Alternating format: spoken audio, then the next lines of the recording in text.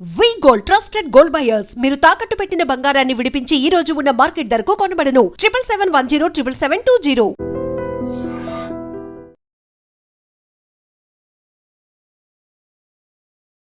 నమస్కారం అండి. నేను డాక్టర్ మోవా శ్రీనివాస్ మాట్లాడుతున్నాను. ఇవాళ మనం అంతరించిపోతున్నటువంటి ఒక గొప్ప మన భోజనంలో ఒక భాగమైనటువంటి జొన్నల గురించి మాట్లాడదాం. సో నేను మొదలుపెట్టే ముందు అంతరించిపోతున్నా అని ఎందుకన్నానంటే, జొన్నలు ట్రెడిషనల్గా తెలంగాణలో అని అనుకుంటున్నాం, కానీ ఆంధ్రప్రదేశ్లో, కోస్తా ఆంధ్రలో, అలాగే రాయలసీమలో కూడా చాలా కాలము జొన్నలే తినేవాళ్ళు. మరి రాయలసీమ అట్లాగనే తెలంగాణ అంటే జొన్నలు తింటారండి, ఆంధ్రాలో జొన్నలు ఎక్కడ ఉన్నాయని మీరు అనొచ్చు. శ్రీనాథ కవి సార్వభౌముడి గురించి మీరు చాలామంది స్కూళ్ళల్లో చదివే ఉంటారు.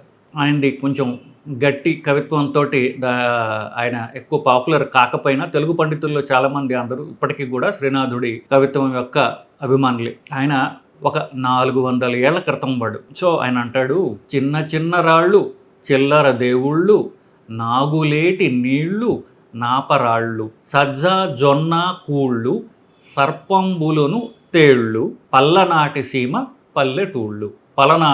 పలనాటి సీమ పలనాడు అంటే ప్రస్తుతం గుంటూరు ప్రకాశం కోస్తాంధ్రే కదా. కోస్తాంధ్రలో ఏమన్నాడు, దాన్ని అతను వర్ణిస్తూ సజ్జ జొన్న కూళ్ళు, సర్పంబులు తేళ్ళు, ఆ రోజుల్లో పాములు చేళ్ళు ఎక్కువ ఉండేవి, పలనాటి సీమ పల్లెటూళ్ళు అన్నాడు. ఈ రోజుకి నేషనల్ ఇన్స్టిట్యూట్ ఆఫ్ న్యూట్రిషన్ వాళ్ళు ఇచ్చినటువంటి బెస్ట్ డైట్ ప్రాక్టీసెస్లో టేబుల్ నెంబర్ 6 అనేటటువంటిది మీకు ఇంటర్నెట్లో దొరుకుతుంది. అన్నిటికంటే లోయెస్ట్ క్యాలరీస్ సజ్జలు, బాజ్రా. తర్వాత పొజిషన్లో ఉంది జొన్నలు. శ్రీనాథ కవి సార్నుడు ఎప్పుడు చెప్పాడు, 400 ఏళ్ల క్రితం చెప్పాడు. సజ్జ జొన్న కూళ్ళు, సర్పంబులను తేళ్ళు. సో ఈరోజు మనం జొన్న రొట్టెల గురించి మాట్లాడదాం. సజ్జలు అట్లే పూర్తిగా డిసపేర్ అయిపోయాయి. సజ్జలు చెప్పాను కదా, రైస్ కంటే లోయెస్ట్ క్యాలరీస్ ఉన్నటువంటిది సజ్జలు. On par with almost quinoa is the best. Of course quinoa అయినా సజ్జలు ఇంకా చీపర్, కీన్వా అయితే కొంచెం కాస్ట్లీ. కమింగ్ బ్యాక్ టు జొన్నలు, ఇవాళ మనం జొన్నల గురించి మాట్లాడదాం. తెలంగాణలో ఈ రోజు కూడా జొన్న రొట్టెలు లేకపోతే జొన్న గటక అంటారు, ఇవి తినడం అనేది ఇప్పటికీ పరిపాటి. పల్లెటూళ్ళల్లో నేను వారానికి ఒకసారి పల్లెటూళ్ళకి వెళ్తుంటాను నా పేషెంట్లు చూడటానికి. సో దానిలో చూస్తుంటా, అక్కడ జొన్న రొట్టెలు దొరుకుతాయి కానీ హైదరాబాద్లో దొరకవు. హైదరాబాద్లో, తెలంగాణలో పల్లెటూళ్ళ నుంచి హైదరాబాద్కి వచ్చే వాళ్ళ తిండి తిప్పలన్నీ మారిపోయాయి. ఇక్కడ వచ్చి అన్నం తినడం మొదలెట్టారు. ఆంధ్ర వెళ్తే పూర్తిగా అంతరించిపోయింది. ఆంధ్రలో అసలు 3 పూట్ల రైస్ తినడం తప్ప, ఆయన అన్నట్టుగా సజ్జలు జొన్నలు పూర్తిగా అంతరించిపోయాయి. సజ్జల జొన్న దొరకడం కూడా కష్టమే.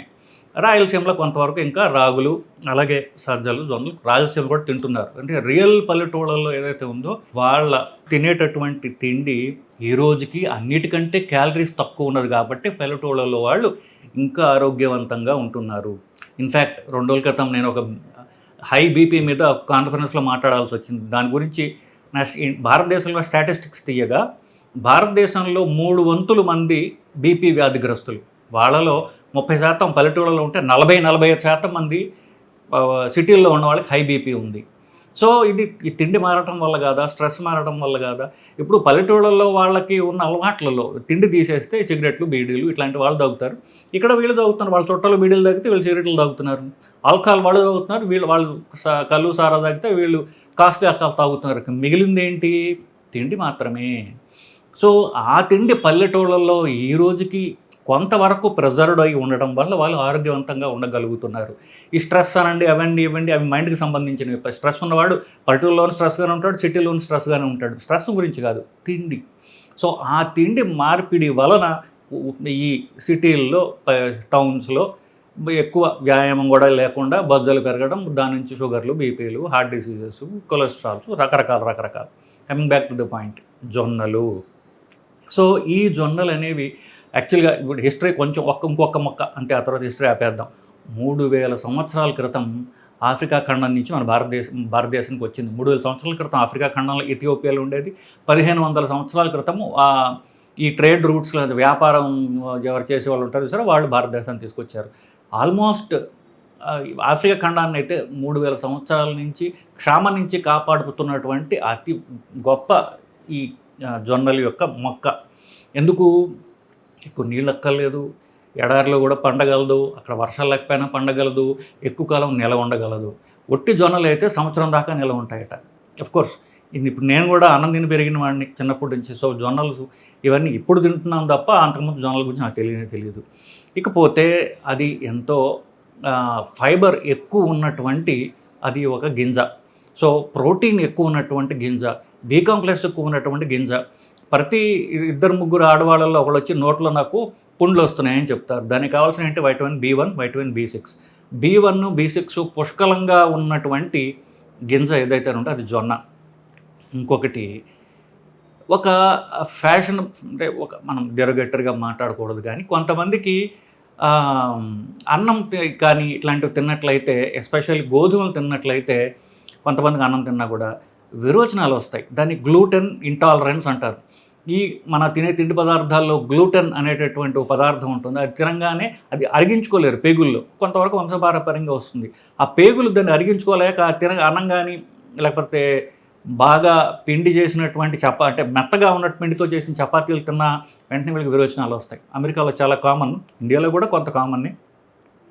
సో ఈ గ్లూటెన్ అనేటటువంటి వాటికి ఎవరికైతే ఎలర్జీ ఉందో వాళ్ళకి అద్భుతమైన తిండి ఏంటంటే ఈ జొన్నలు. ఎందుకంటే దీనిలో గ్లూటెన్ రహిత గింజ అంటే అది జొన్న. సో ఇన్ని సుగుణాలు ఉన్నటువంటి గింజ ఒకటి. రైస్ కంటే క్యాలరీస్లో 60% తక్కువ క్యాలరీస్ ఉంటాయి దీంట్లో.